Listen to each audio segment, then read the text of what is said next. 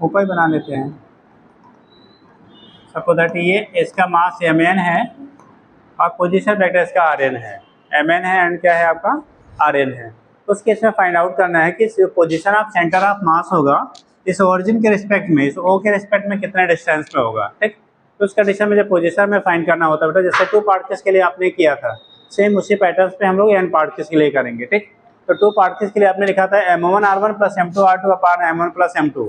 अगर आप n particles के लिए फाइंड आउट करना है तो वहाँ पे सेंटर ऑफ मास RCM की जो वैल्यू होगी m1r1 प्लस कितना m2r2 प्लस m3r3 प्लस हम लोगों ने n पार्टिकल्स लिया है plus dot dot dot mn/rn अपान टोटल मास हो जाएगा बेटा m1 plus m2 plus m3 plus dot dot dot mn। ठीक, अगर टोटल मास को हम लोग क्या समेशन m के टर्म में लिख लें तो इसी को लिख लेते हैं बेटा r centre of mass m1r1 plus m2r2 plus m3r3 plus dot dot dot mn/rn upon total मास हो गया समेशन m। टोटल मास क्या हो गया बेटा सभी मासेस का सम। ठीक, तो उस कंडीशन में ये होता है अगर n पार्टिकल्स आपके हैं, n पार्टिकल्स से मिलकर कोई सिस्टम बना हुआ है बेटा, तो उस केस में सेंटर ऑफ मास पूरे सिस्टम का क्या होगा, तो जितना m into R position vector और मास का प्रोडक्ट सभी का सम कर लीजिए। ठीक, बाई टोटल मास से आप डिवाइड कर लो तो पूरे सिस्टम का सेंटर ऑफ मास आपको मिल जाएगा। पूरे सिस्टम का सेंटर ऑफ मास क्या है मिल जाएगा। ठीक, तो क्या लिखा बेटा देख लो, if a system is made up of if a system is made up of centre of mass of n particle system है बेटा, या ग्रुप ऑफ पार्टिकल्स लिख लीजिए। ये है सेंटर ऑफ मास, आइडेंटिकल है centre of mass of group of particles, centre of mass of group of particles. ठीक, आपकी पड़ोसी जो आती कहाँ है वो? हाँ, कब से बीमार है कि गायब है? तो रेगुलर स्टूडेंट है भाई। Centre of mass of group of particles लिखिएगा, देखना। देखिए if a system is made up of n particles, if a system is made up of n particles, if a system is made up of n particles having masses m1, m2, m3 dot dot dot man, having masses m1, m2, m3 dot dot dot man हो गया, dot dot dot करके बेटा man। And their position vectors are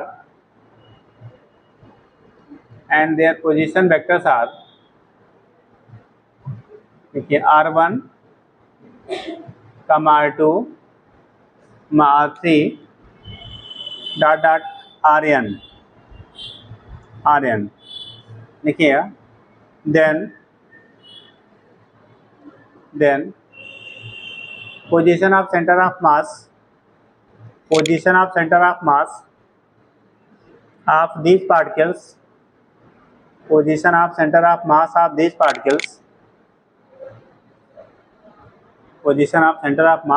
particles, are given as, diagram बना लो बेटा, ऐसे note कर लीजिए, are given as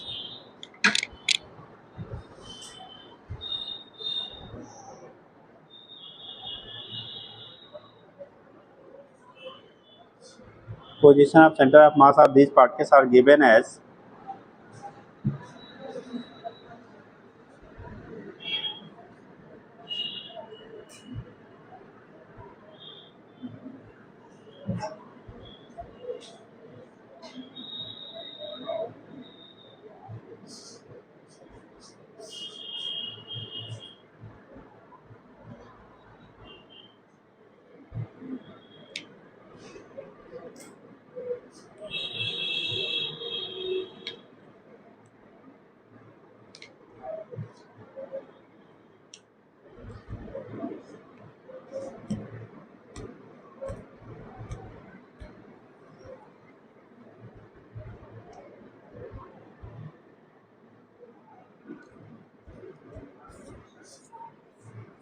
हो गया।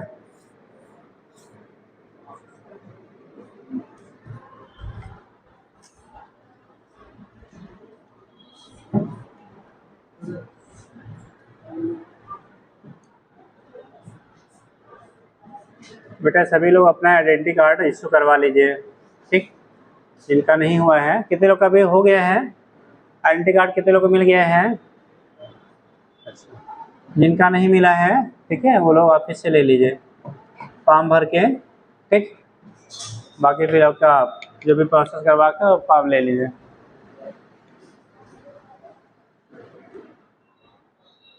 जब वो रहेगा तभी आपको क्या जो भी चीज़ें मिलनी हैं वो मिलेंगी, है ना, ठीक। हाँ, अरे कुछ हो सकता है, कुछ मिले आप लोगों के लिए स्पेशल। हाँ,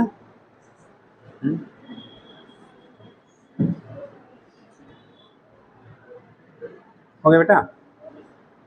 चलिए, ये हो गया बेटा सेंटर ऑफ मास कैसे हो गया, पार्ट के सिस्टम का हो गया, ठीक। Centre of mass of the part के सिस्टम। तो जो भी रहता है अगर, ठीक, ये तो हमारा हो गया पार्टिकल्स के फॉर्म में दिया गया है। अगर कोई भी बॉडी है वो उसका एक्स वाई जेड कोऑर्डिनेट के टर्म में दिया गया है, पोजीशन। अगर किसी भी पार्टिकल का position X Y Z coordinate के टर्म में दिया गया, तब हम लोग कैसे निकालेंगे सेंटर ऑफ मास। तो नेक्स्ट देखेंगे अगला कंडीशन, यहीं पे एरो आगे नीचे पॉइंट बना लो, लिखिएगा इफ पोजीशन ऑफ पार्टिकल्स, बन गया बेटा यहाँ तक, नीचे लिखना। और जिसको जो चीज़ें समझ में नहीं आए, कोई लैंग्वेज की इशूज हो या जो भी है, वो पूछ लिया करिए, शर्माया नहीं करिए, ठीक है। घर पे जाके ना तो मम्मी बताएंगी ना तो पापा बताएंगे, इसलिए अगर कोई डाउट रहा करे तो पूछ लिया करिए, ठीक। कुछ लोगों को जैसे कोई भी इशूज हैं, लैंग्वेज के इशूज है, पूछ लिए दोबारा, वो हिंदी में आपको रिपीट कर दिया, थोड़ा बना के बोलना पड़ता है, एग्जैक्ट टर्म्स थोड़ा सा मिस होता है, ठीक, लेकिन बता देंगे आपको हिंदी में, ऐसा कुछ नहीं है, ठीक। तो लिख लिया आपने क्या, इसीलिए आपको हिंदी में ही समझाया जाता है, मोस्ट ऑफ केसेस क्या है हिंदी में ही बताई जा रही हैं, ठीक। तो हो गया आर सेंटर ऑफ मास हो गया बेटा, लिखिएगा if position of particles, if position of particles, position of particles are given in term of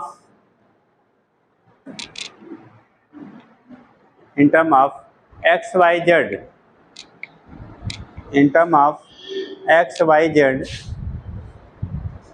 x y z, ठीक, coordinates x axis, y axis, z axis का कॉर्डिनेट आपको दिया गया है, देन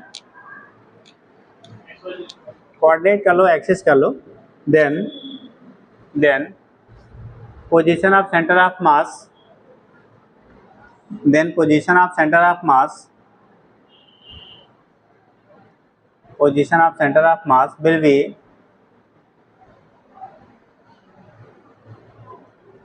हो गया given as। तो अगर बेटा आप पार्टिकल्स ले लिया, सपोज दैट इनके जो पोजीशन है ना वो एक्स वाई जेड के टर्म में दिया गया है। जैसे मान लो यहाँ पे 2 3 4 पार्टिकल्स हैं, m1 है मास, इसका पोजीशन है बेटा x1 y1 z1, ठीक। दूसरा मास आपने m2 ले लिया, पोजीशन है x2 y2 एंड z2। तीसरा मास हमने मान लो m3 ले लिया, पोजीशन है x3 y3 एंड z3। ये इनके कोऑर्डिनेट्स दिए गए हैं, यानी पोजीशन आपको वेक्टर दिया गया एक्स वाई जेड के टर्म में, ठीक। तो अगर हमें फाइंड आउट करना है बेटा, अगर हमें क्या करना है, फाइंड आउट करना है, तो उस कंडीशन में क्या होगा, ये कहाँ सेलेक्ट हो गया बेटा,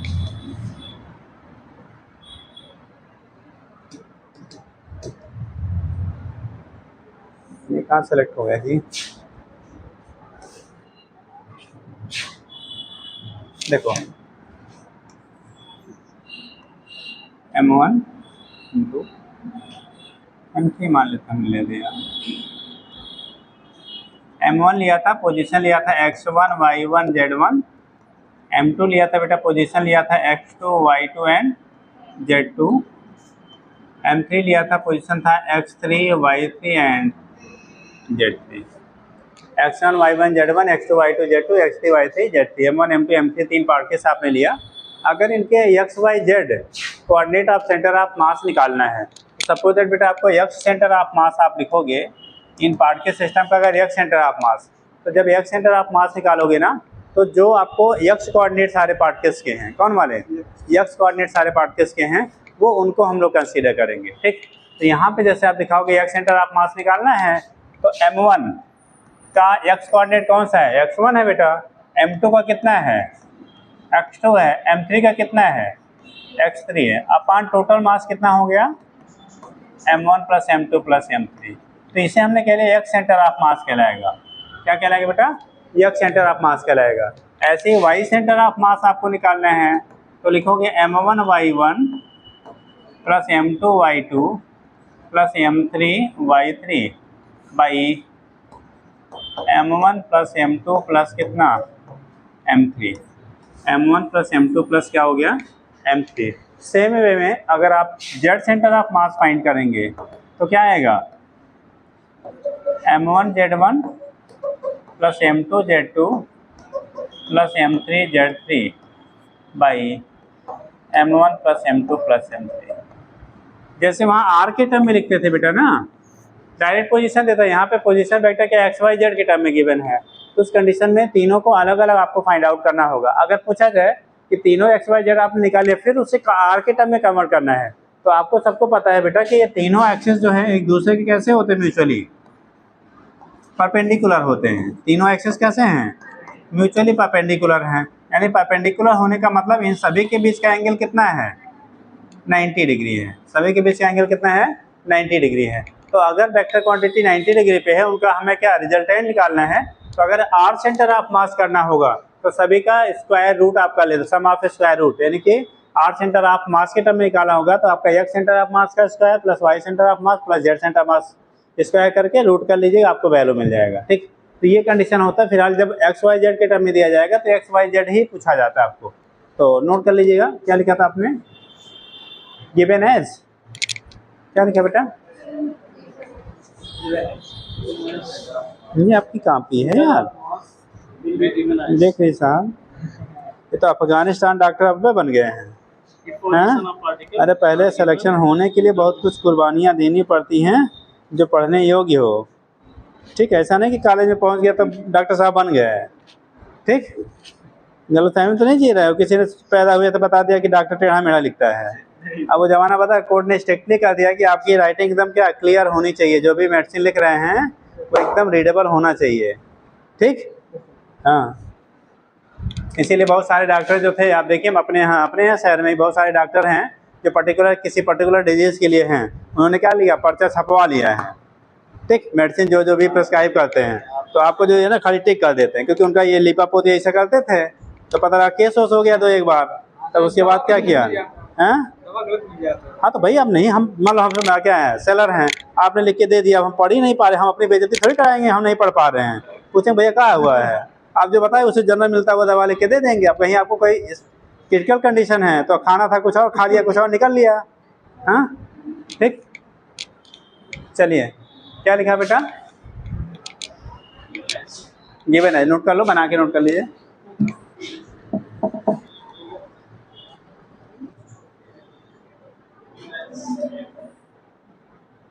बना लो बेटा, नोट करिए।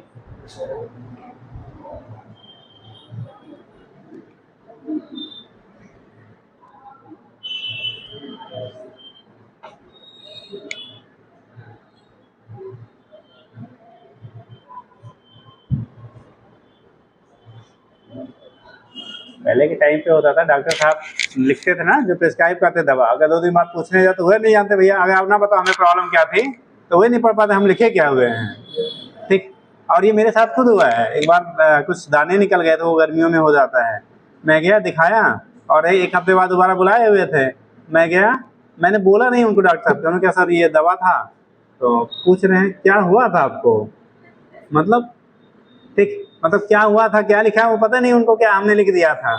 देखिए अब वो दवाएं केवल उन्हीं के क्लिनिक पे मिलती, बाहर नहीं मिलती हैं। ठीक बेटा, जब डॉक्टर ऐसा लिखेगा तो मेडिकल स्टोर जादूगर थोड़ी है ना, तो नहीं पढ़ पाते हैं। हाँ इतना बेकार लिखते हैं, डॉक्टर साहब से मिलो, उनको गलतफहमी में पैदा हो गया था कि हाँ टेढ़ा लिखेंगे तो डॉक्टर बड़े कहलाएंगे। हाँ कितना लिखने में टाइम लगता है बेटा? ठीक, मतलब हमें अगर गंदा लिखने ही आता तो हम सीधा लिखेंगे कैसे? प्रॉब्लम ही है, ऐसा नहीं है। ठीक, चलो देखो हो गया।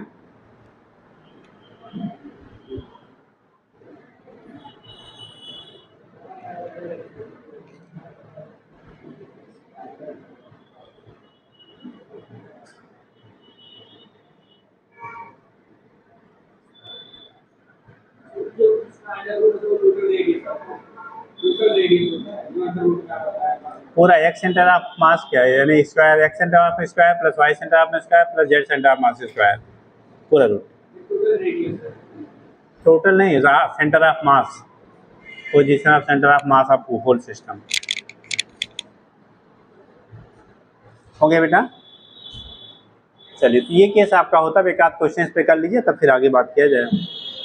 लिखिएगा, बन गया बेटा? ये लिखिए,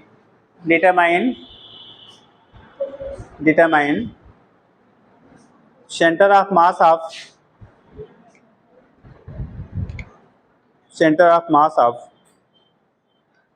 given mass distribution, centre of mass of given mass distribution, given mass distribution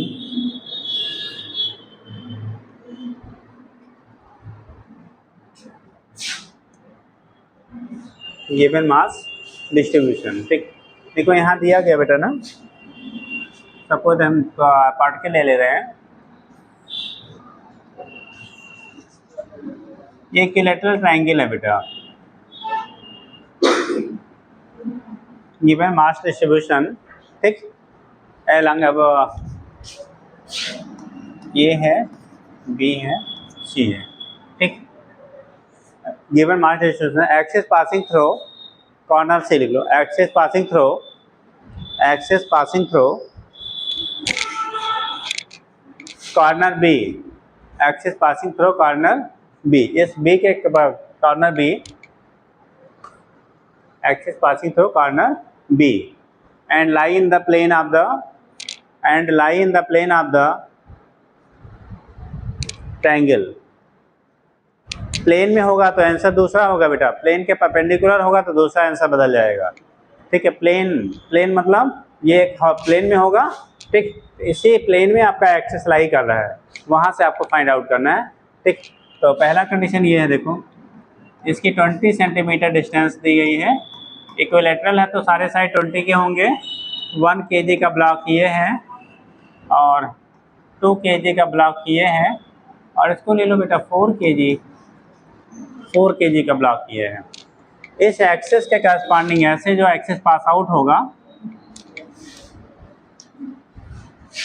इससे करस्पॉन्डिंग हमें एक्सिस पास आउट हो रहा है। ठीक, इसके अलावा आपको पोजीशन आप इसके रिस्पेक्ट में सेंटर ऑफ मास की पोजीशन निकालनी है। सेंटर ऑफ मास की पोजीशन निकालना है कहाँ से? पॉइंट बी से जो एक्सिस पास आउट हो रहा है और उस प्लेन में लाई करे। ठीक, तो उसके रिस्पेक्ट में आपको निकालिए, बी पॉइंट के रिस्पेक्ट में आपको position of centre of mass find करना है। ट्राई करो।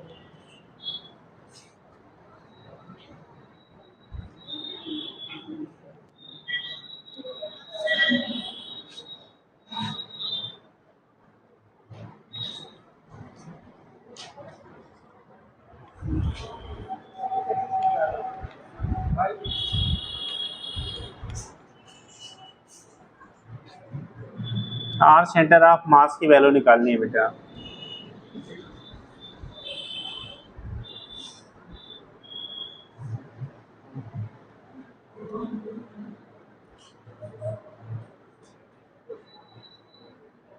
मतलब अब यहाँ पे दोनों आपको, चूंकि ये जो प्लेन दिया गया बेटा ये एक्स वाई में है, ऐसे हम इंडिकेट कर रहे हैं, ये एक्स एक्सिस है और ये वाला हमारा कौन सा एक्सिस है? वाई एक्सिस है। तो X centre of mass, Y centre of mass दोनों डिटरमाइन करना है। एक्स सेंटर ऑफ मास क्या होगा, वाई सेंटर ऑफ मास क्या होगा, इन पार्टिकल्स के लिए वो आपको डिसाइड करना है। कोऑर्डिनेट की वैल्यू आपको क्या किसके लिए होगी ये आप डिसाइड करोगे। ट्राई करो, नहीं आते तो बताते हैं, ट्राई करिए, 1 मिनट का टाइम है, जल्दी करिए। इक्विलैटरल है बेटा, तुम्हारा तो राइट एंगल ट्रायंगल दिख रहा है।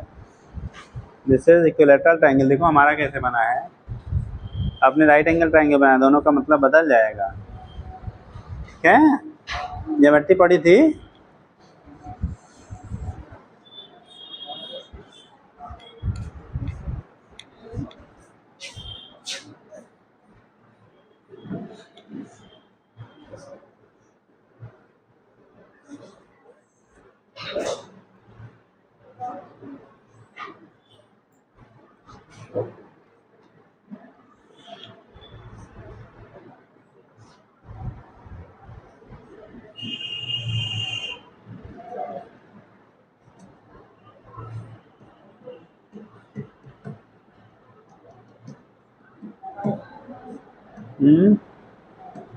अच्छा, कितने लोग कोऑर्डिनेट डिसाइड कर सकते हैं एक्स और वाई की वैल्यू क्या होगी इन पार्टिकल्स के लिए, बताओगे?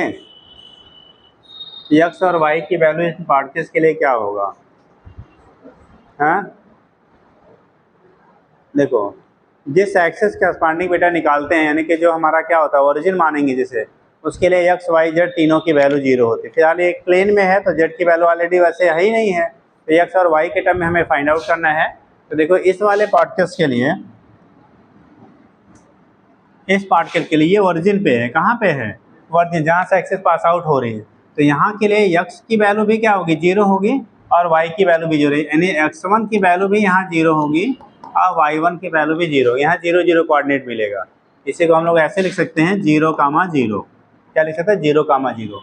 यहाँ से देखो ये राइटवर्ड जा रहे हैं, ये this is the X axis, this is the Y axis. तो जब आप इधर की तरफ जा रहे हो तो यहाँ से यहाँ तक का डिस्टेंस कितना है? 20 सेंटीमीटर। इस वाले पार्टिकल के लिए जब हम लोग बात करेंगे बेटा, तो इसका कोऑर्डिनेट होगा 20। वाई में कुछ है क्या भाई? हम एक्स में केवल मूव किए हैं ना, अभी वाई में नहीं मूव किए। वाई में नहीं मूव किया, इसका मतलब वाई की वैल्यू कितना? तो सेकेंड पार्टिकल के लिए आपको जो पोजीशन वेक्टर हो गया 20, 0 हो गया। ठीक, अब हमारा थर्ड पार्टिकल देखना है जरा। अगर यहाँ से एक परपेंडिकुलर ड्रा कर दो, देखो इसमें यहाँ से एक नॉर्मल ड्रा कर दे हम लोग, तो ये दूरी टोटल 20 है, तो सेंटर से दूरी कितनी हो जाएगी? 10। यानी कि इसके लिए जो वैल्यू आपका होगा वो 10 सेंटीमीटर एक्स कोऑर्डिनेट, और वाई की वैल्यू हमें कैलकुलेट करना पड़ेगा। वाई की वैल्यू आप सीधे नहीं 20 कहोगे, क्योंकि 20 तो ये हाइपोटेन्यूज की वैल्यू है ना, ये 10 है और ये वाला हमारा कितना है? 20 है। तो 20 का स्क्वायर माइनस 10 का स्क्वायर, यानी 400 माइनस क्या 100 बचा 300, तो √300 हो गया, यानी 10√3। ये वाला जो वैल्यू हमें मिलेगा वो कितना आएगा? 10√3। दिख रहा है बेटा? दोबारा लिखें, देखो इसके लिए जो कोऑर्डिनेट लिखेंगे हम लोग 10, 10√3 हो गया। कैसे समझाते हैं? देखो जैसे ये आपको दिया है बेटा ना, इस ट्रायंगल की बात करो, ये वाला यहाँ से टोटल 20 था, तो इधर वाला 10 हुआ, और ये वाला तो आपका 20 है ही है, तो आप इसकी वैल्यू 20 है, इसकी वैल्यू 10 है, इसकी वैल्यू हमें फाइंड आउट करना है, वाई ये देगा। ठीक, अब यहाँ पे आपने पाइथागोरस थ्योरम पढ़ा होगा, परपेंडिकुलर का स्क्वायर इक्वल टू बेस का स्क्वायर प्लस बेस का स्क्वायर प्लस परपेंडिकुलर का स्क्वायर इक्वल टू हाइपोटेन्यूज का स्क्वायर। ठीक, तो यहाँ पे आ जाएगा, यानी 10 स्क्वायर प्लस मान लो इसको वैल्यू हमने एक्स ले लिया या वाई ले लिया, वाई का स्क्वायर इक्वल टू कितना? 20 का स्क्वायर। तो यहाँ पे हो गया ये 100 plus Y square equal to कितना? 400। तो वाई स्क्वायर की वैल्यू होगी बेटा 400 माइनस कितना? 100, दैट इज कितना? ये वाई स्क्वायर की वैल्यू 300 है ना, तो वाई की वैल्यू कितना हो गया? √300। और √300 को हम लोग लिख सकते हैं 100 × 3, और 100 का रूट कितना होता है भाई? इसको आप लिख सकते हो 100 × 3 ना, 100 का रूट हुआ 10, तो 10 रूट कितना हो गया? 3। इतना सेंटीमीटर में है अभी। ठीक, तो उस केस में हमें निकालना था एक्स वाई जेड की वैल्यू। अब देखो ये तो आपको यहाँ का ज़रूरत नहीं है, आपको समझाने के लिए हमने लिख दिया। ठीक, तो ये वैल्यू हमारी हो गई 10√3। कितना आया बेटा? 10√3 आ गया, और ये वैल्यू 10 है, तो इसके लिए x की वैल्यू हो गई 10, और इसके वर्टिकल y की वैल्यू हो गया 10√3। तीनों पार्टिकल के लिए हम लोगों ने कोऑर्डिनेट लिख दिया, पहले वाले के लिए 0 0, दूसरे लिए 20, 0, तीसरे के लिए 10, 10√3। अब आपको x सेंटर ऑफ मास और y सेंटर ऑफ मास निकालना है। तो जब x सेंटर ऑफ मास आप निकालोगे XCM, तो क्या आएगा? m1x1 plus m2x2 plus m3x3 upon total mass m1 plus m2 plus m3। Generally बेटा हम लोग जब कोई भी क्वेश्चन सॉल्व आउट करते हैं ना, तो उस कंडीशन में जो भी उसमें हमारे कंपोनेंट हैं वो सेम यूनिट सिस्टम में ली जाती हैं। किस में लेंगे? सेम यूनिट में लेंगे। अब देखो मास को हम लोगों ने केजी में दिया है और यहाँ पे पोजीशन वेक्टर आपका सेंटीमीटर में है, तो उसे मीटर में कन्वर्ट कर लीजिए। नहीं कन्वर्ट करेंगे तो भी रिजल्ट वही आएगा, ठीक, क्योंकि ऊपर नीचे मास है तो कैंसिल हो जाएगा। बट कंडीशन होता है, जो रूल्स होते हैं, अगर आपको थ्योरेटिकली एग्जाम देने हैं तो वहाँ पे आप कन्वर्ट कर लीजिए। या तो फिलहाल हमें आंसर से मतलब है, तो दोनों सेक्टर से आप करोगे बात वही आएगी, तो काम चल जाएगा। मीटर में लेंगे तो मीटर में, सेंटीमीटर में लेंगे सेंटीमीटर में, आंसर जिसमें लेंगे वो मिल जाएगा। लेकिन कंडीशन होता है रूल्स के अकॉर्डिंग आपको चेंज कर लेना चाहिए। तो देखो पहला मास हमारा 1 kg का था। कितना था केजी? 1 kg बेटा। पोजीशन वेक्टर कितना है? 0 है। दूसरा मास कितना? 2 kg है। पोजीशन वेक्टर 20 सेंटीमीटर है। देखो x2 की वैल्यू कितनी आ रही है? 20 सेंटीमीटर। ये बेटा काम करेगा x2 का, और ये काम करेगा y2 का, ये काम करेगा x3 का, सॉरी, और ये काम करेगा किसका? y3 का, ठीक।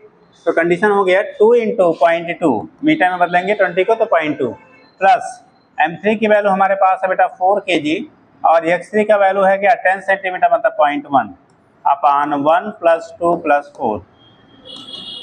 ये तो 0 हो गया। 2 × 2 = 4, 0.4 + 0.4 अपान 7, टोटल आ गया 0.8 बाई कितना? 7। अब डिवाइड करेंगे तो 0.1 बचा, फिर क्या आपको 1, ठीक, और हो जाएगा 10, फिर 1 टाइम जाएगा, बचा 3, हो गया 30, और 7 4 जा 28, यानी इतना मीटर में आ रहा है। और चूंकि आपको ऑप्शन में उसमें दिया गया था सेंटीमीटर, तो उसे अगेन सेंटीमीटर में बदलोगे, कन्वर्ट करोगे, तो आएगा बेटा कितना? 100 से मल्टीप्लाई कर दो तो 11.4 कितना? सेंटीमीटर। यानी कि यक्ष सेंटर ऑफ मास की जो वैल्यू मिलेगी वो 11.4 सेंटीमीटर आपको मिल जाएगा, ठीक। ये बात समझ में आया? फिर से बता दें, क्वेश्चंस ये तो बेसिक है, सब घुमा घुमा के खूब पूछे जाते हैं। अगर नहीं आया हो तो दोबारा बता दें, ठीक। और जब भी ना आया करे तो शर्माया मत करो, है ना। पार्टी में जाके कूद खाते हो और पढ़ते समय शर्म आती है ना। तो इसलिए अगर आपको नहीं आया हुआ तो उसको पूछ लिया करिए, ठीक। चलो देखो y ऐसे निकालेंगे बेटा, ये वाला हटा दें, ये पोर्शन ये हटा दें कि नेक्स्ट पेज ले लें? चलिए, अगर उसकी ज़रूरत आप समझेंगे तो लिख लेना, नहीं तो कोई।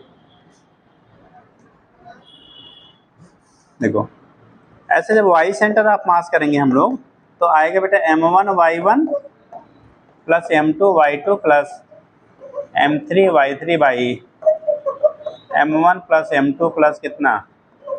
m3, ठीक। देखो m1 की वैल्यू 1, y1 0, m2 की वैल्यू 2, y2, ये सेकेंड कोऑर्डिनेट, देखो पहला x होता है, दूसरा y और तीसरा होता है तो उसे z कहते हैं।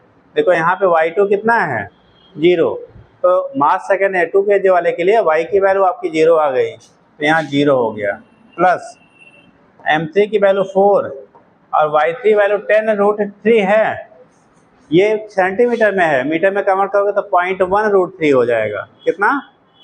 0.1√3 बाई टोटल मास 1 + 2 + 4।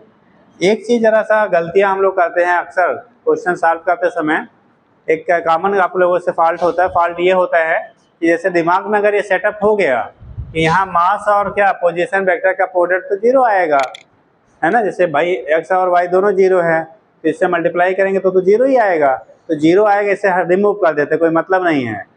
ऐसा नहीं करिएगा। रिमूव कहाँ हो रहा है?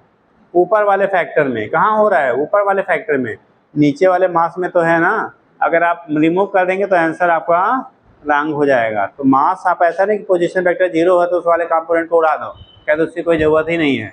उसकी ज़रूरत है। अगर आपने ऐसा किया तो फिर आपका जो आंसर आएगा वो राइट नहीं बल्कि क्या हो जाएगा? रॉन्ग हो जाएगा। तो ध्यान रखेंगे, ठीक। तो देखो अब हमें नेक्स्ट पेज लेना पड़ेगा बेटा। ये दोनों 0 हो गया, 0.4√3 अपान 7 बचेगा यहाँ पे। देखो पॉइंट से मल्टीप्लाई 0.4√3 अपान कितना? 7 बचेगा। तो नेक्स्ट हम लेंगे, अच्छा इतना नोट कर लो, नोट करिए जल्दी से।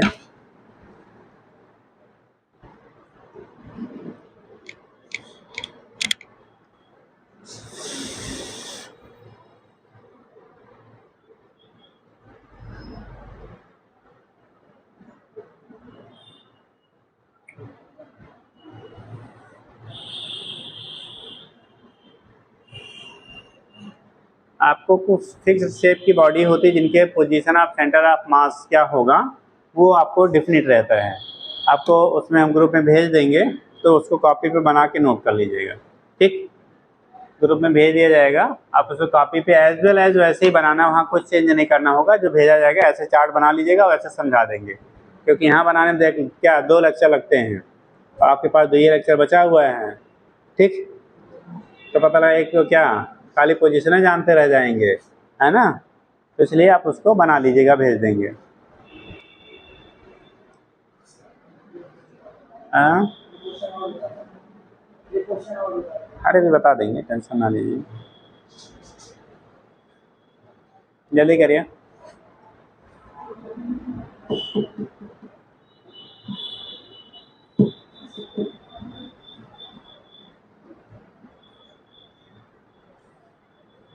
हो गया?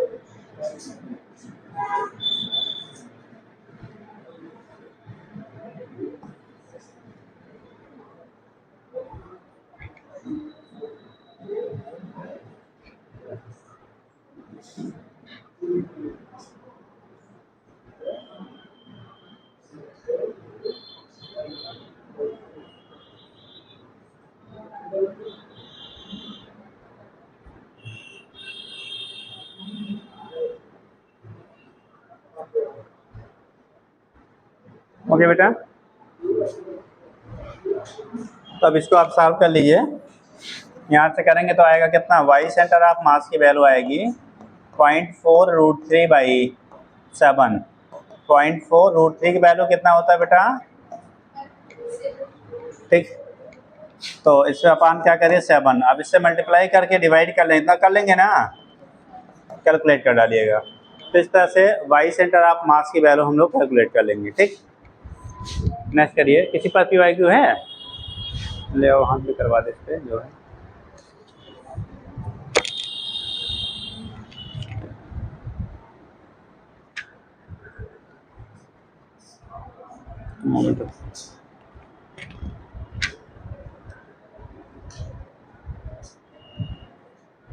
तो हमें चश्मा लगाना पड़ेगा यार। देखिए, अच्छा ठीक है, 2 object of mass 10 kg and 20 kg।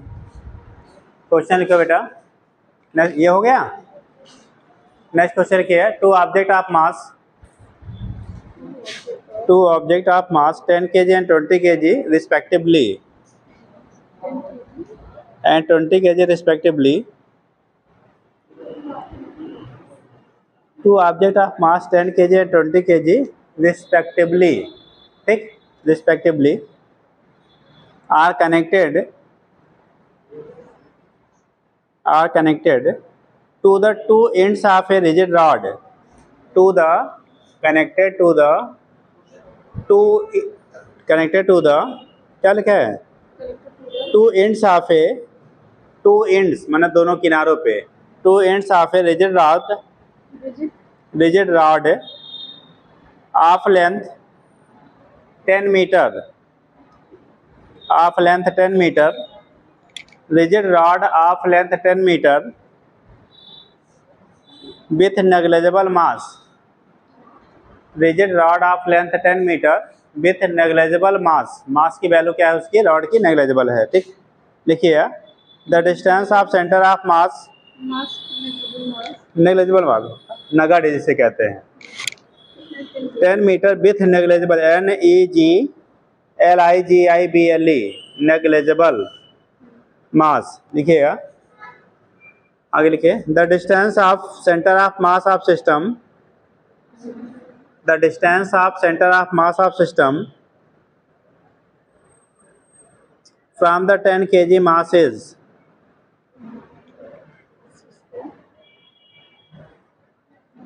From the 10 kg mass is, 10 kg वाला जो मास है उससे आपका पोजीशन जो होगा, सेंटर ऑफ मास की पोजीशन जो होगी वो क्या होगी, ये आपको निकालना है। चला निकाल के दिखाइए। ऐसे है कंडीशन, मान लो एक रॉड है, नेग्लिजिबल मास का है, यहाँ पे एक मास दिया गया 20 kg, यहाँ मास दिया है 10 kg। बेटा ये कितने kg का है, 20 के हैं, ये 10 kg। इनके बीच का सेपरेशन कितने मीटर दिया बेटा, 10 की 20,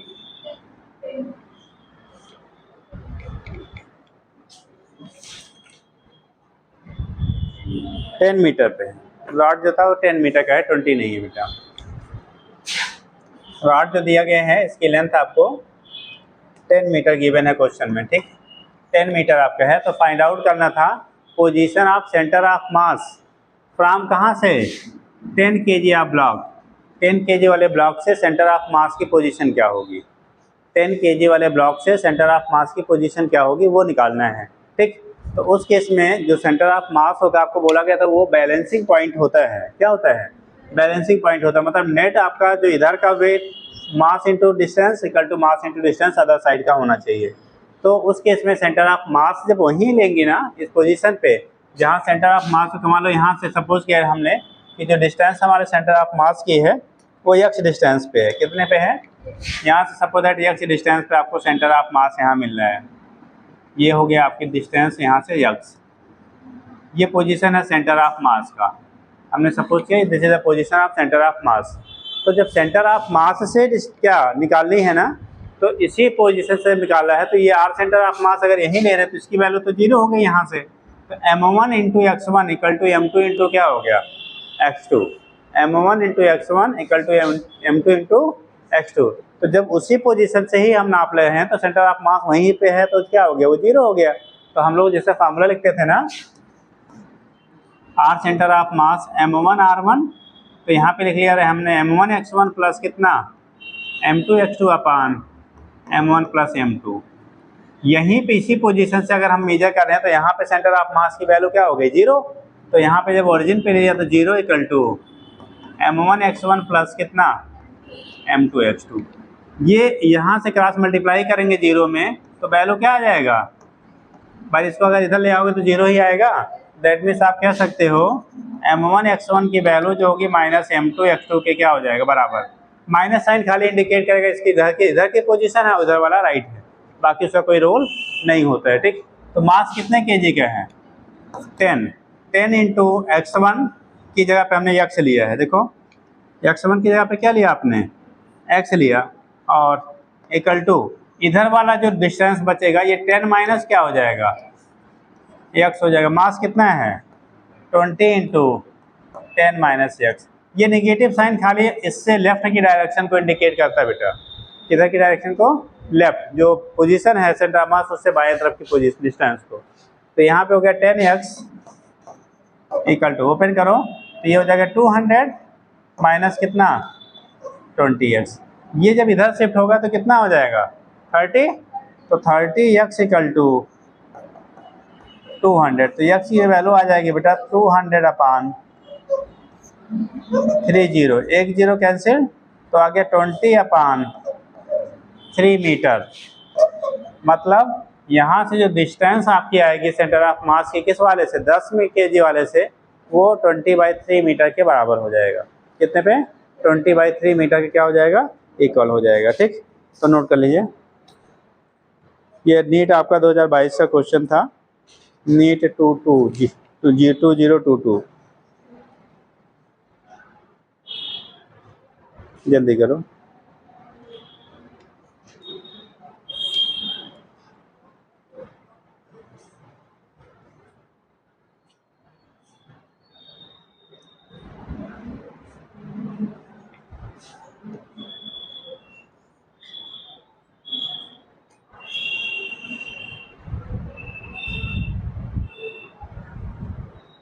उसी पैटर्न पे फिर अगर दोबारा क्वेश्चन रिपीट हुआ है, डाटा केवल बदल दिया गया बेटा, पैटर्न सेम वही है।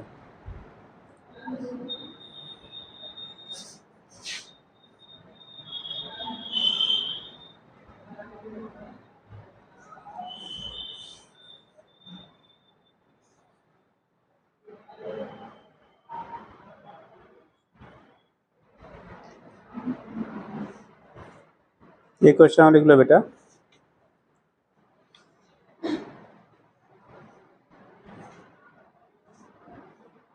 लगाओ नेक्स्ट बेटा। हो गया? अगला बोले, देखिए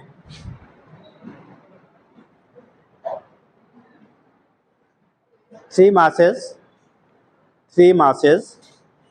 are placed on the x-axis. Three masses, तीन मास पार्ट के लिए बेटा, three masses are placed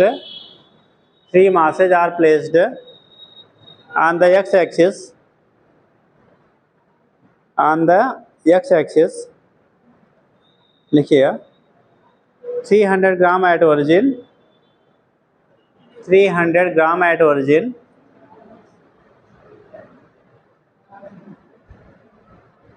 comma 500 gram at x equal to 40 centimeter, 500 gram at x equal to 40 centimeter and 400 ग्राम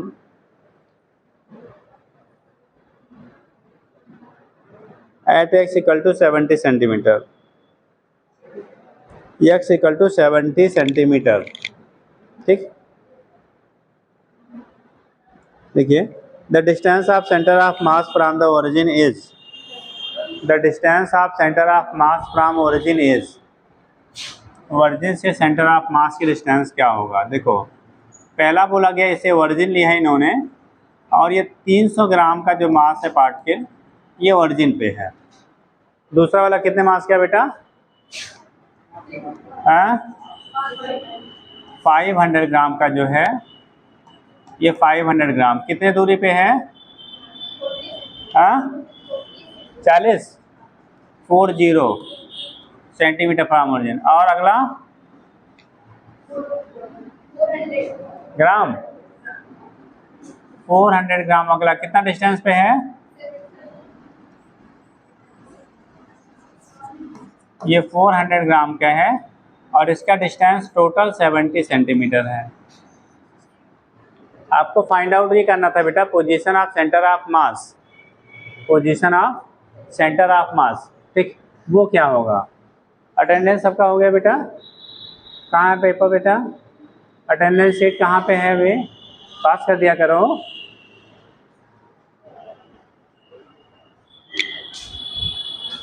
जिनका नहीं है अटेंडेंस लगा दीजिए।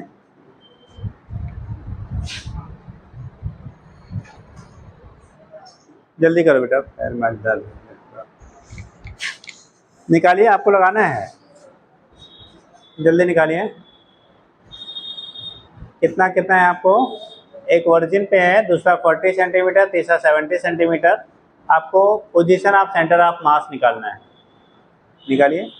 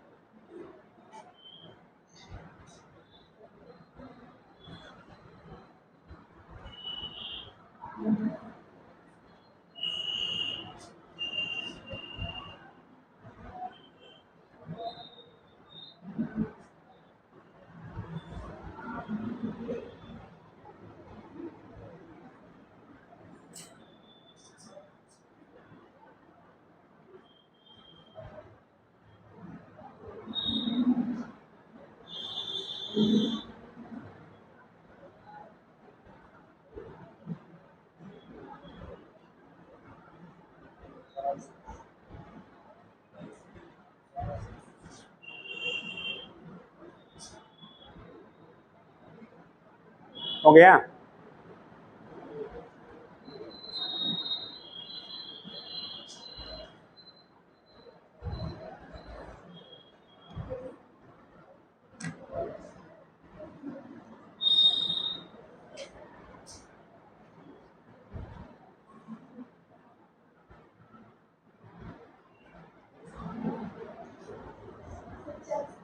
हाँ 4 4 राइट है। और लो बेटा, पोजीशन ऑफ सेंटर ऑफ मास क्या आएगा ओरिजिन के रिस्पेक्ट में, ओरिजिन से पूछा गया है।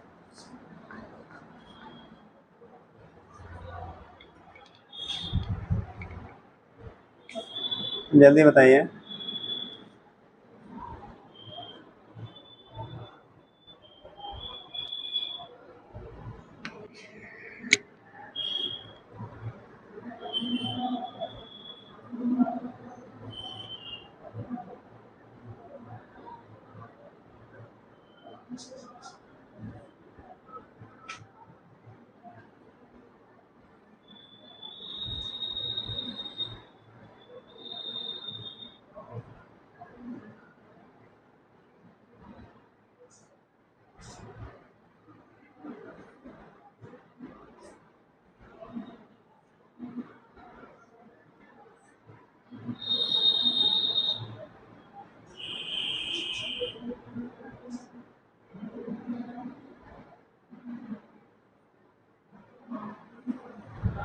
हाँ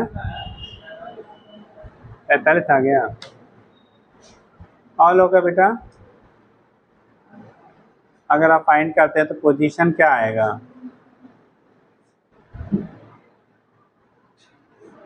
हम्म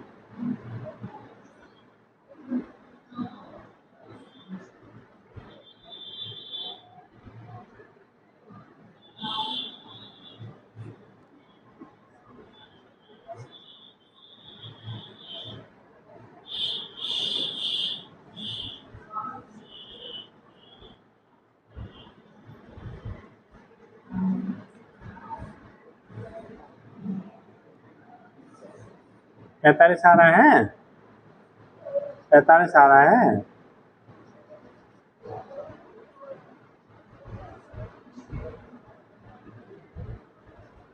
और किसी का? देखो बेटा, भाई ऐसे समझ लो यार, ये ओरिजिन है, ओरिजिन के लिए इसका पोजीशन क्या मिलेगा? 0। ये इसे एक ही एक्सिस पे लाई कर रहे हैं ना, तो इसके लिए पोजीशन की कितनी मिलेगी? 40। इसके लिए कितना मिलेगा? 70 मिलेगा। तो अगर हम लोग निकालेंगे एक्स सेंटर ऑफ मास निकालोगे तो m1 x1 प्लस कितना m2 x2 plus m3 x3 upon total mass m1 plus m2 plus m3। m1 की वैल्यू बेटा 300 है, क्योंकि दोनों सीजीएस यूनिट में है तो हम ऐसे ही रख ले रहे हैं, ठीक। Into 0 plus 500 into 40 plus 400 into 70 by 300 plus 500 plus 400।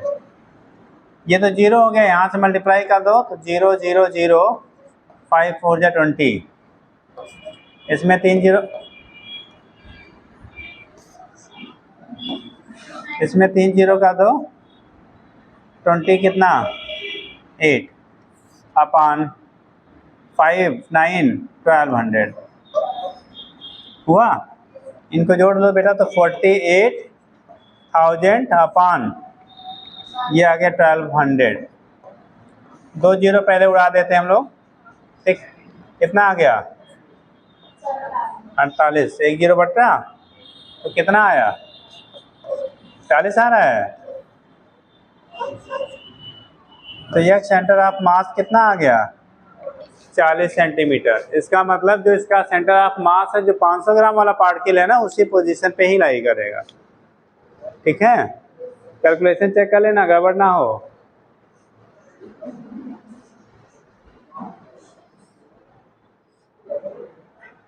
ठीक है, हो जाएगा। कितने लोग आया था? 40। तो सीधा सीधा था यार, तो दिमाग खर्च किया करो। अच्छा, कितने ने बोर्ड में न्यूमेरिकल लगाया था? हाथ उठाओ, ईमानदारी से लगाना, बताना कितने लोगों ने बोर्ड में, जब आप 11th 12th में थे तो न्यूमेरिकल पोर्शन, न्यूमेरिकल जो क्वेश्चन होते हैं चैप्टर के लगाया था? 1 2 3 4 5 6 धीरे धीरे याद करा है। अच्छा, मतलब हर चैप्टर के लगाए थे कि क्या चैप्टर का? अच्छा, हर चैप्टर का लगा, तो अच्छी बात है भाई, है ना? हाँ? अच्छा, कितने खाली 12th का लगाए थे? 12th का लगा लिए थे। चलिए ठीक, जल्दी करिए।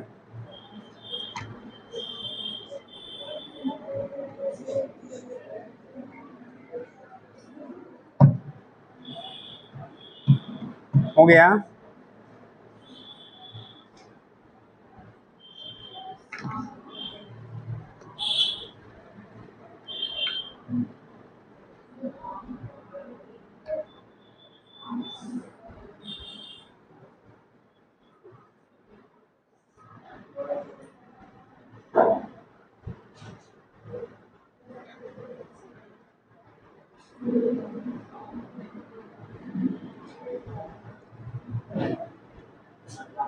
कर लेंगे बेटा?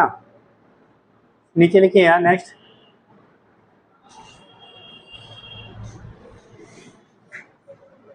बोले position of centre of mass of, हाँ हेडिंग बना लो। Position of centre of mass of fixed shape of bodies. Position of centre of mass of fixed shape of bodies. Position of centre of mass of fixed shape निश्चित आकार की, fixed shape of body.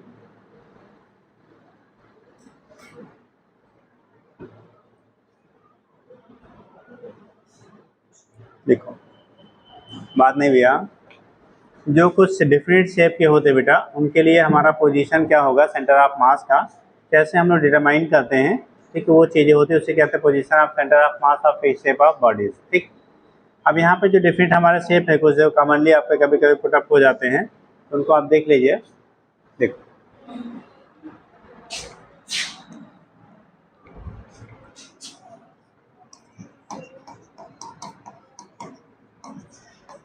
Centre of mass of fixed shape of body.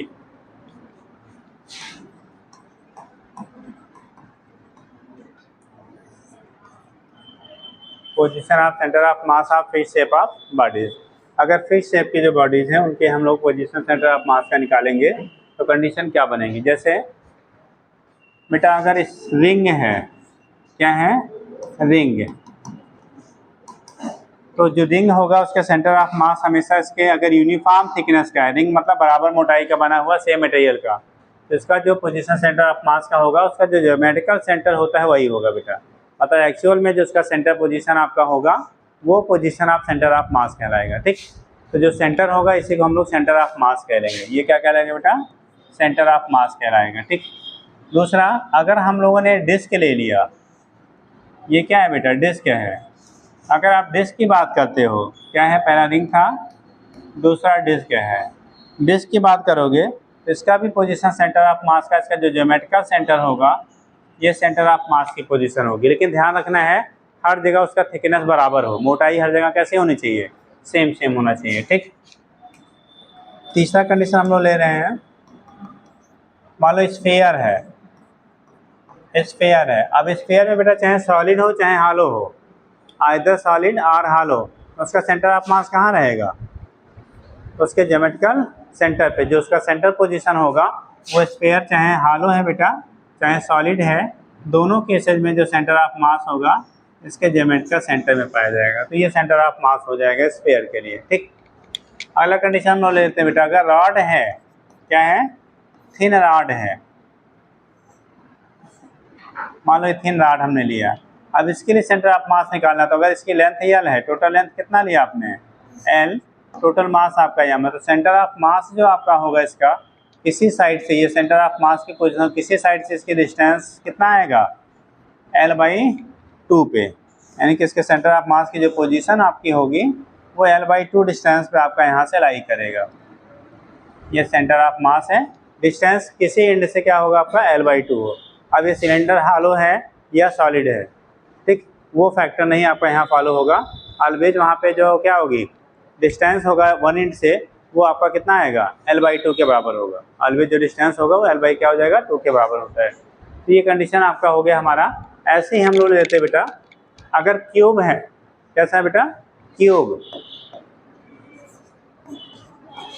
Cubicle body अगर कोई है, कोई भी cubicle अगर आप बॉडी लेते हो, कोई भी बॉडी हो अगर वो क्यूबिकल शेप का है, तो उस केस में जो पोजीशन ऑफ सेंटर ऑफ मास होगा वो हमेशा उस क्यूब के जो अपोजिट डायगोनल हैं, जहाँ एक दूसरे को इंटरसेक्ट करेंगे, उस पोजीशन पे उसका होगा।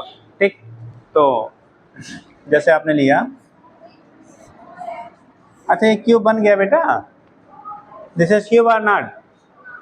अरे अभी तो स्क्वायर है यार, अभी क्या है ये, स्क्वायर है, तो पहले स्क्वायर ही लिख लेते हैं। अगर आपका स्क्वायर शेप का है तो जहाँ पे डायगोनल एक दूसरे को बेटा इंटरसेक्ट करेंगे, क्या करेंगे, जहाँ पे डायगोनल आपस में एक दूसरे को कट करेंगे, ये इसका सेंटर ऑफ मास की पोजीशन हो जाएगी। ठीक, क्या होगा, वो सेंटर ऑफ मास का पोजीशन है। ऐसा ही अगर आपने कहा क्या, क्यूब की बात किया, अगर क्यूबिकल बॉडी है, कैसा है, क्यूब यानी क्यूबिकल बॉडी है, क्यूब शेप का आपका है, तो वहाँ पे हम लोग लेते हैं सेंटर ऑफ मास जो होता है अपोजिट डायगोनल की पोजीशन पे होगा। कहाँ पे होगा, अपोजिट जो डायगोनल होते हैं वहाँ पे पोजीशन आपका सेंटर ऑफ मास का लाई करेगा। ठीक, तो इस केस में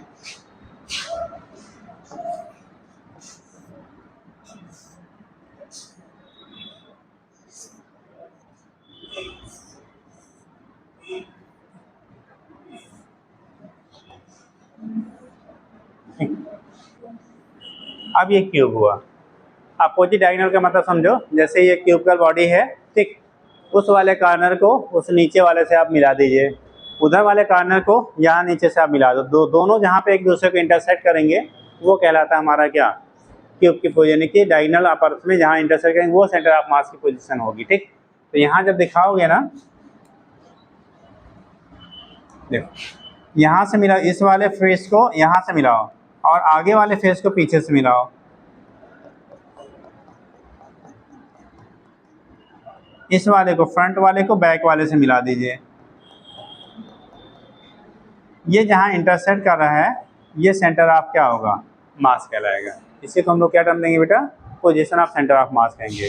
तो बेटा फिक्स्ड शेप की अगर बॉडी है तो सेंटर ऑफ मास की जो पोजीशन होगी वो डिफिनिट होगी, बट अगर आपका वेरिएबल आपका है, इरेगुलर शेप की बॉडी है, तब वहाँ पे पोजीशन जो होगा उसके ज्योमेट्रिकल सेंटर पे ऐसा कंपल्सरी नहीं होता है, तब वो डिपेंड करेगा, इधर उधर डेविएट होगा। ठीक, तो नेक्स्ट कंडीशन हम लोग ले लेते हैं लाइक कोन। अगर अगली कंडीशन आपका है, हम लोग कोन की बात करते हैं बेटा। कोन में आपके दो टाइप का आपने पढ़ा होगा, एक सॉलिड, एक क्या, हॉलो। आइसक्रीम खाया कोन वाला? अच्छा खाया। जब कोन में अगर आइसक्रीम, अभी तो बना आता है, पहले जब हम लोग छोटे हुआ करते तो कोन में फील्ड वाला नहीं आता था, ऐसे को अभी भी बेचते हैं, कोन खाली खाली रहता था, उसके बाद आइसक्रीम उसमें भर देते थे, अभी भी ऐसा भी मिलता है। ठीक, तो अगर वो खाली है, कैसा है, उसमें भी फील्ड नहीं है, तब जो पोजीशन सेंटर ऑफ मास की होगी वो अलग होगी, और जब उसे कम्प्लीटली फिल्ड कर देंगे बेटा तब पोजीशन जो सेंटर ऑफ मास की होगी वो अलग हो जाता है। यानी पोजीशन जो सेंटर ऑफ मास का होगा फील्ड और अनफील्ड दोनों कंडीशन में आपका डिफरेंट डिफरेंट होता है। ठीक, तो कोई लोग बताओगे बेटा, जैसे मान लो ये है, अभी इसमें आइसक्रीम भरा नहीं है, खाली वाला है। ठीक, सपोज दैट इसकी हाइट आपकी एच है, कितनी है, बेस से इसकी हाइट आपकी एच है, रेडियस आपका आर है। ठीक, तो कहा जाए इसके सेंटर ऑफ मास की पोजीशन क्या होगी बेटा, सेंटर ऑफ मास की जो पोजीशन आपकी होगी यहाँ पे, ठीक, वो कहाँ पे लाई करेगा, कितने लोग बताएंगे, पोजीशन ऑफ सेंटर ऑफ मास कहाँ लाई करेगा, बताओगे, पोजीशन ऑफ सेंटर ऑफ मास, कोई लोग, बोर्ड वाली बुकों में भी हैं, बताओगे, पोजीशन ऑफ सेंटर ऑफ मास ऊपर। तो अगर एग्जाम में आया भैया कि सेंटर ऑफ मास कहाँ होगा, तो आप लिखोगे सेंटर से थोड़ा ऊपर। हाइट के टर्म में, यस के टर्म में बताओ, आर के टर्म में बताओगे, तो आर के टर्म में ऊंचाई कैसे लोगे भाई, जो हाइट है रेडियस बना है, जस्ट ऊपर, तो उसकी कुछ हाइट होगी ना, कितनी होगी, यस के टर्म में बता दो भाई।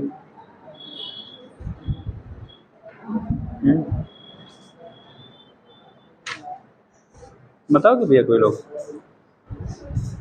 तो बाबा बोले थोड़ा सा पढ़ के आया करो यार, खाली अगर क्लास में पढ़ने से डॉक्टर लोग बन जाते तो हर कोई डॉक्टर ही होता है ना। अगर क्लास में खड़ी हो जाए बेटा, बताएगी, बड़े आराम से बैठी एकदम, हाँ, निद्रा वाले मोड में। r/2 हम एस के टर्म में पूछ रहे हैं, आप r/2 बता रहे हो रेडियस के टर्म में। एस के टर्म में बताइए, एस के टर्म में क्या होगा?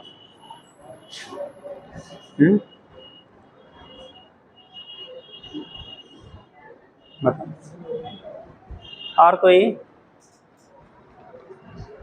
पढ़ लिया करिए थोड़ा, याद रखना। जब ये कोण जो है अगर ये हालो है, ठीक, कैसा है?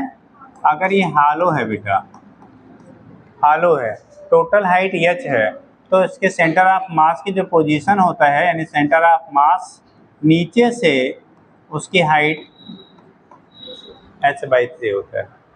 अगर कोण कैसा है बेटा? हालो है, हालो मतलब उसमें फील्ड नहीं है, ठीक, तो उस कंडीशन में आपको जो हाइट आपकी होगी उसकी, वो बेस से h/ कितना होगा? 3 पे होगा। याद रहेगा? फिर पूछेंगे दोबारा, कहाँ से? बेस से कितने पे? h/3 हाइट पे आपका उसका क्या होता है? पोजीशन ऑफ सेंटर ऑफ मास होगा। अगर टोटल हाइट कोण की कितना लिया आपने? h लिया। अगर कोण की टोटल हाइट h है तो बेस से जो हाइट होगा, पोजीशन होगा सेंटर ऑफ मास का, वो h/3। जैसे कोण की अगर हाइट मान लो 30 सेंटीमीटर है तो बेस से हाइट कितना हो जाएगा? अरे भाई 30/3 मतलब 10 सेंटीमीटर हुआ। अगर 10 सेंटीमीटर है तो 10/3 आप ले लेंगे, 3.33 सेंटीमीटर हो जाएगा। यानी बेस से उसकी जो हाइट होगी वो आपका कितना होगा? टोटल हाइट का 1/3, ठीक, जितना हाइट दिया रहेगा उसका 1/3 कर लेना। दूसरा होता है अगर कोण है वो सॉलिड है, कैसा है? सॉलिड कोण है। अगर कोण हम लोग जो बना रहे हैं बेटा ये सॉलिड कर दिया,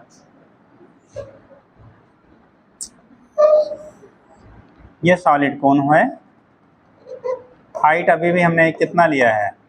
h, रेडियस आपका r है, ठीक। अब इसको सॉलिड बनाने के लिए कुछ भर दो यार इसमें, है ना। अब फील्ड हो गया, ठीक। अब कंडीशन क्या होगा पूछा जाता है, अब हाइट क्या होगा पोजीशन का सेंटर ऑफ मास का? तो उस केस में हम लोग दिखाने लेते हैं इसकी जो आई अब पोजीशन होगी सेंटर ऑफ मास की, बेस से लेते हैं। कहाँ से? बेस से, ठीक। ये आपका h/, यहाँ से जो हाइट होगा ये सेंटर ऑफ मास का h/4 होगा। मतलब जब तक अनफिल्ड है तब तक कितना? h/3, और जब फील्ड कर दिया बेटा तो h/4। ऐसा जादू क्यों हो गया जी?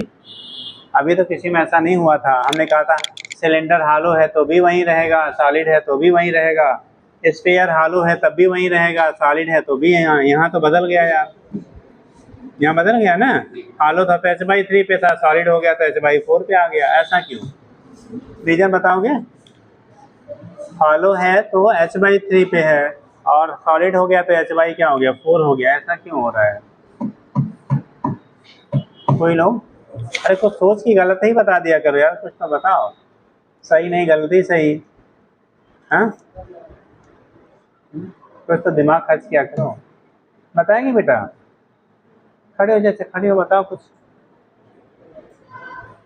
देखो, जो पोजीशन सेंटर ऑफ मास का होता है, आपने बोला था जिधर मास ज़्यादा होगा उससे पास में आएगा, और जिधर मास कम होगा उधर से क्या रहेगा? दूर रहेगा। अब कंडीशन क्या है, जब आपने हालो कोण लिया था ना तो मास केवल सरफेस पे लाई कर रहा था। जैसे आप बर्थडे कैप लगाता है बच्चा, ठीक, तो कोण ऐसे ही केवल सरफेस पे मास रहता है ना। और जब आपने पूरा भर दिया तो देखो यहाँ अमाउंट क्या रहेगा? आइसक्रीम खाते हो ना तो ज़्यादा कहाँ रहता जी? पतले साइड में कि ऊपर वाले साइड में?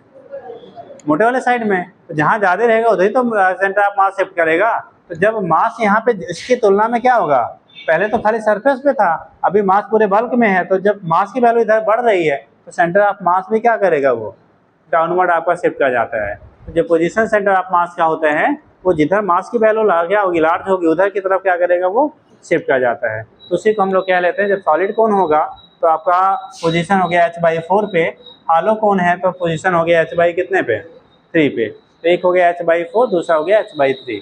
तो यहाँ से हम लोग डिटरमाइन कर लेते हैं बेटा पोजीशन ऑफ सेंटर ऑफ मास क्या होगा हालो एंड सॉलिड के लिए। तो ऐसे कुछ लिखना नहीं है इसमें, ऐसे फोटो बना के नोट कर लीजिए, ठीक। जल्दी जल्दी करिए।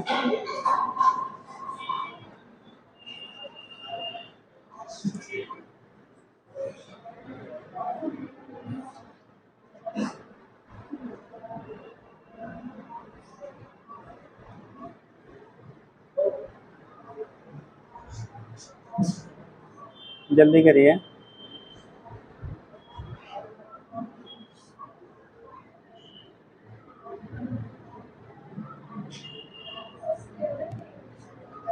हाँ बेटा, क्या? हालो सॉलिड हमेशा उसका ज्योमेट्रिकल सेंटर पे रहेगा जहाँ पे यूनिफॉर्म डिस्ट्रीब्यूशन है। भाई जैसे सिलेंडर ले लो, ये सपोजर सिलेंडर है, अब ये हालो है तो सरफेस पे खाली मास है। सॉलिड हो गया तो जितना इधर मास हुआ उतना ही तो मास इधर बढ़ा, तो बदलेगा कहाँ? बदलेगा तब जब एक साइड में मास ज़्यादा हो जाए, दूसरे साइड में मास क्या हो, कम रहे। ठीक,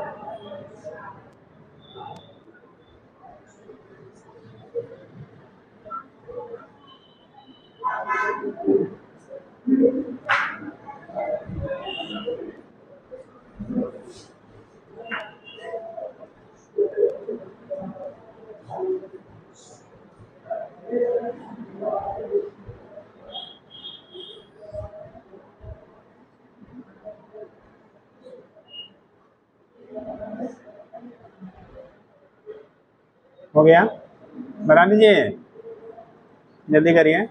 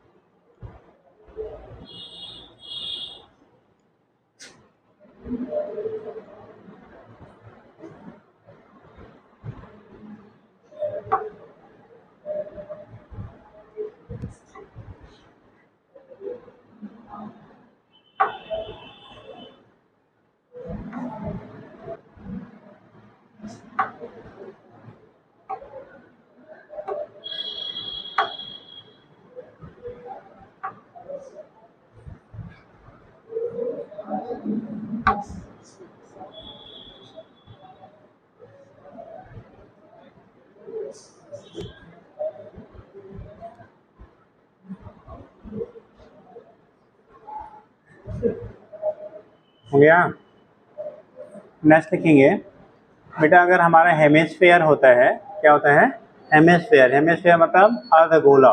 ठीक, तो अगर हेमिस्फीयर है, एक हालो हेमिस्फीयर होगा, दूसरा सॉलिड हेमिस्फीयर होगा। क्या होगा?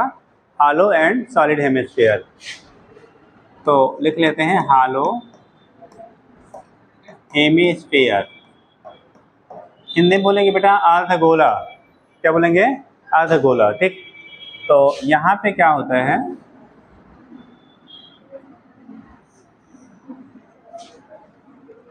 अगर इसकी रेडियस टोटल जो दी गई है, ठीक, ये आर है।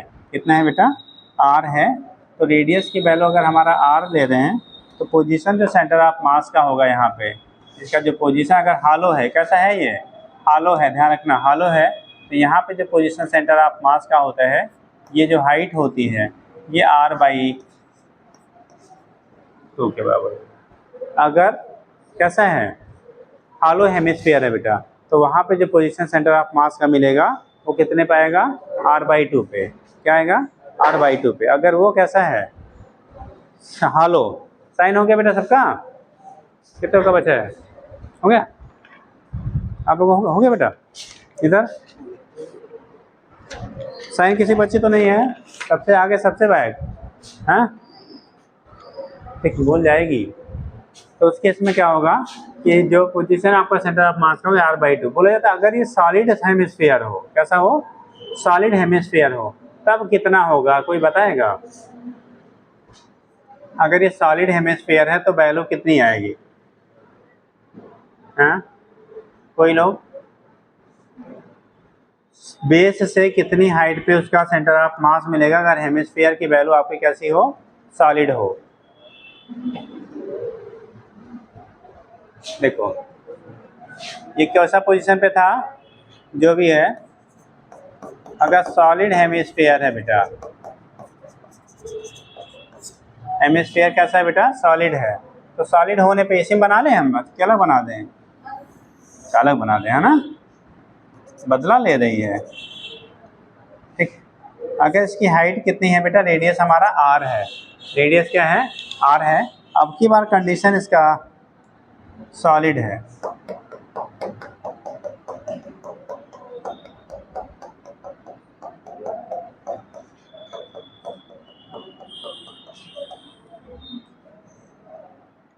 अब की बार कैसा है ये, सॉलिड। अगर आपका हेमिस्फेरिकल है,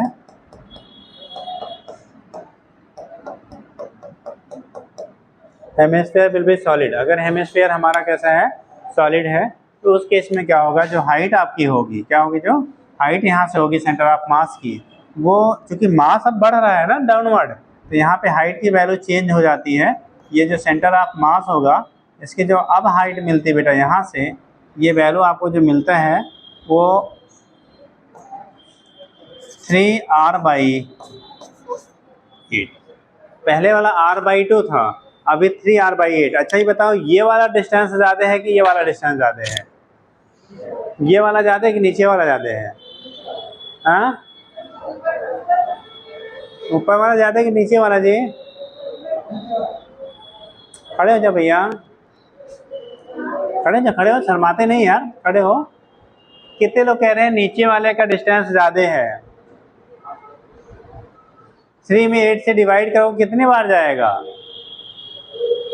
3 में 8 से डिवाइड करने में कितने टाइम जाएगा, कई बार जाता है, हाँ बताओ सोच के, 3/8 हिंदी में बराबर कितना,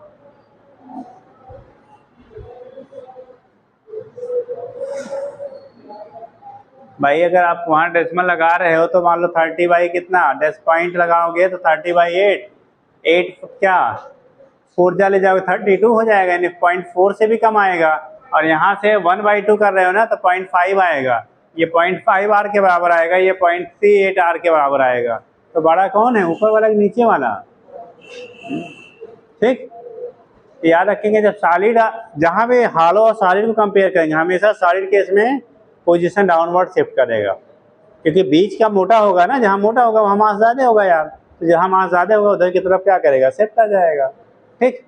तो ये केस आपका होता है, यहाँ से दिखा दे, बना लीजिए हालो एंड सॉलिड।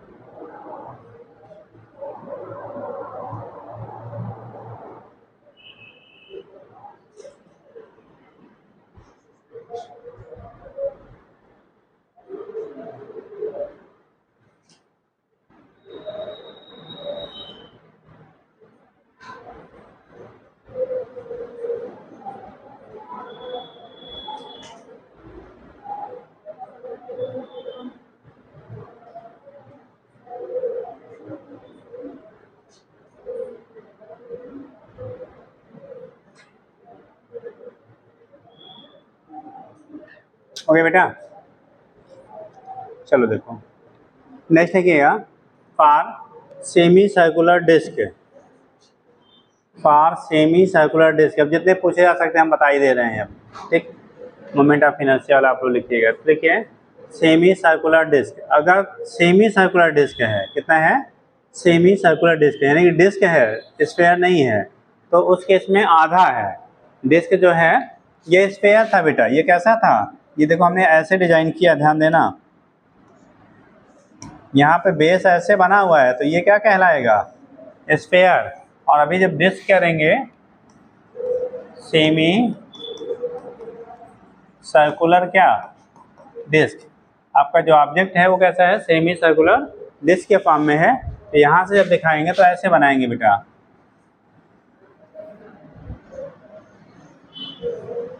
ये पूरा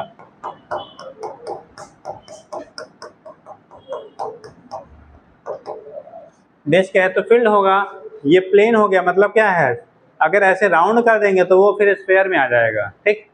तो सेमी सर्कुलर डिस्क है, यहाँ पे हमारा रेडियस की वैल्यू r है, रेडियस इससे कितनी है, ये सेंटर हो गया, रेडियस की वैल्यू हमारा r है। पोजीशन सेंटर ऑफ मास का हमें निकालना है, तो सेंटर ऑफ मास कहीं जो आपका होगा, ये सेंटर ऑफ मास की पोजीशन है, किसकी पोजीशन बेटा, सेंटर ऑफ मास की पोजीशन है। बोला कहाँ से जा रहा है, बेस से उसकी हाइट कितनी होगी, यहाँ से बेस से उसकी हाइट कहाँ क्या होगी, सेंटर ऑफ मास की। तो याद रखिएगा यहाँ जो वैल्यू आता है 4r/3 पाई के बराबर होता है, कहाँ से, 4r बाई बेटा 3 पाई, 4r बाई कितना 3 पाई, ठीक। तो नोट कर लेंगे, ये जो सेंटर ऑफ मास की डिस्टेंस होगी यहाँ से, ये आता है 4r/3 पाई। तो इसके लिए जब हम लोग लिखते हैं तो 4r बाई कितना आएगा 3 पाई, कहाँ से ले रहे हैं, बेस से ले रहे हैं, ध्यान रखना, ठीक। बेस से आपका क्या ले रहे हैं, वो डिस्टेंस आप ले रहे हैं 4r/3 पाई। और कुछ एक बचा बेटा साइन नहीं, तो 4r बाई कितना हो गया 3 पाई के बराबर हो गया। तो पोजीशन सेंटर ऑफ मास, देखिए भी कोई आएगा तो बंद करवा लीजिएगा, 4r/3 कितना हो गया 3 पाई के आपका इक्वल होता है। तो यहाँ से दिखा देते हैं पोजीशन ऑफ सेंटर ऑफ मास, हो जाएगा बेटा। तो ये केस आपके होते हैं, कैसे हम लोग डिसाइड करेंगे कि जो पोजीशन सेंटर ऑफ मास का होता है वो क्या होगा। तो अलग अलग शेप की जो बॉडी होती हैं उनके लिए आपका डिफरेंट पोजीशन मिलते हैं, डिफरेंट शेप की बॉडीज़ के लिए जो पोजीशन सेंटर ऑफ मास का होगा वो डिफरेंट होता है, डिपेंड करता है मास डिस्ट्रीब्यूशन पे और शेप ऑफ द बॉडी। अगर आपको बोला गया फिक्स्ड शेप की निश्चित आकार की बॉडीज़ हैं तो उनके लिए सेंटर ऑफ मास निश्चित रहेगा, फिक्स रहेगा।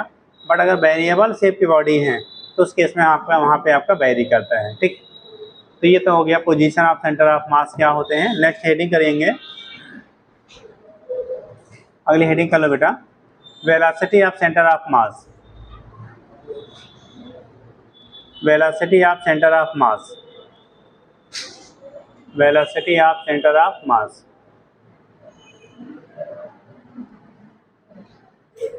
देखो अगर कोई भी पार्टिकल है बेटा, डिफरेंट आपकी पार्टिकल्स हैं, वो डिफरेंट वेलोसिटी से आपकी मूव कर रही हैं, डिफरेंट वेलोसिटी से क्या कर रही है, मूव कर रही है। तो उस केस में उसके सेंटर ऑफ मास की वेलोसिटी जो आपकी होगी वो जिस तरह से हम लोगों ने पोजीशन निकाला था, यानी पोजीशन ऑफ सेंटर ऑफ मास, वैसे ही वेलोसिटी निकालते हैं। कैसे होगा,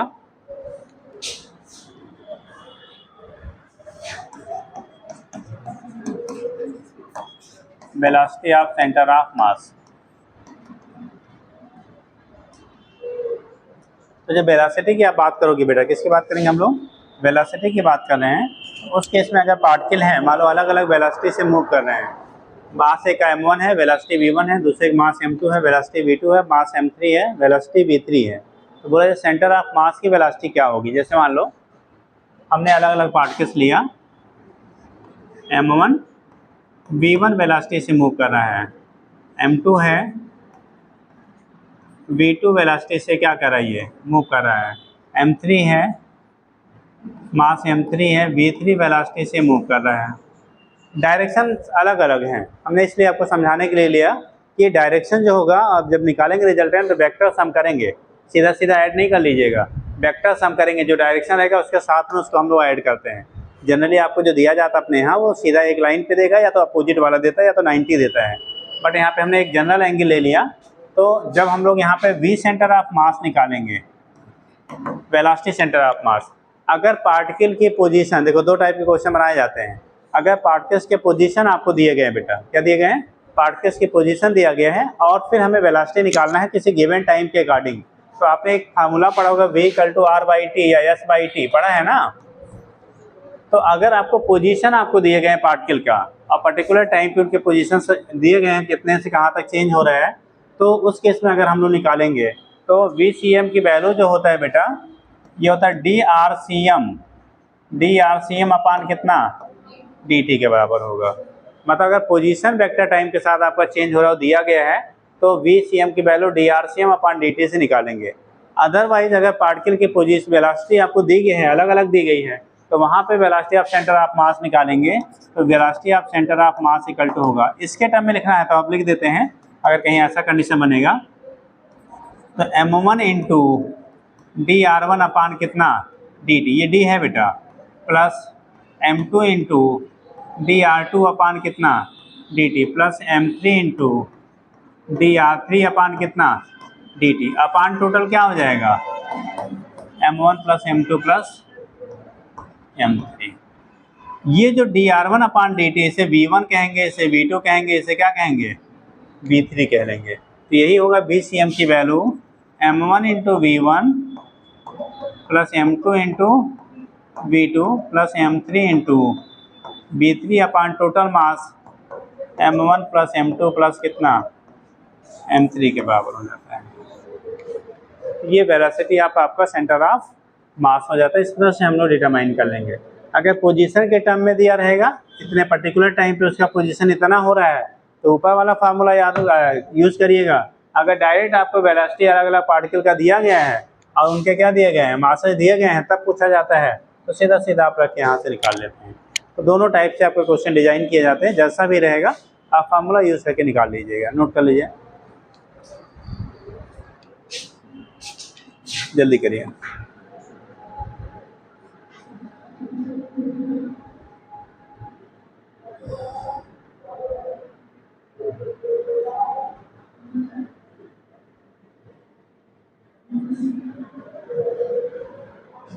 एक हम इसी समय और लिख देते हैं। अगर हम लोग acceleration of centre of mass लिखते हैं बेटा, क्या एक्सीलरेशन पहले समझ लो, acceleration of centre of mass. अगर acceleration of centre of mass करेंगे तो जैसे A इक्वल टू होता है कितना VCM अपान क्या A इक्वल टू B/T होता है ना, तो ये होगा dB/CM अपान कितना dt हो जाएगा। जैसे यहाँ पोजीशन अपान टाइम लिखा तो वेलोसिटी मिला, वेलोसिटी अपान टाइम लिखेंगे तो एक्सीलरेशन मिल जाएगा। तो अगर इसके टर्म में लेंगे तो ये आएगा बेटा m1 into dB1 upon dt